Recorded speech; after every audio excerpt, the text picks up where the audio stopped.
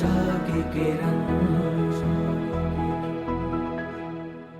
મંદિરના માધ્યમથી સત્સંગ જળવાય છે, મંદિરના માધ્યમથી સંસ્કાર જળવાય છે. સ્વામી વાતમાં બહુ સરસ વાત લખી.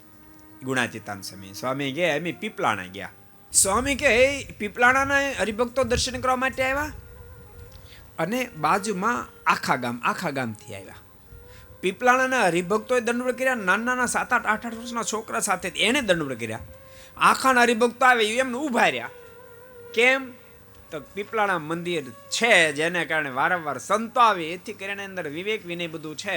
આખા મંદિર ત્યારે નહીં હોય, આખા મંદિર નથી, જેથી કરીને ત્યાં કોઈ સંતો જાય નહીં એટલે હરિભક્તોને વિનય વિવેક સરળતાની કાંઈ ખબર પડે નહીં. મંદિર હોય તો સંતો રહે, સંતોના માધ્યમથી એ જ્ઞાન ઉજાગર થાય એટલે જીવન ધન્ય થઈ જાય. को पसंद आया हो तो लाइक करें और शेयर करना मत भूलिए. सब्सक्राइब करें सरदार कथा चैनल को और बेल आइकॉन पर क्लिक करना मत भूलिए लेटेस्ट वीडियो सबसे पहले पाने के लिए.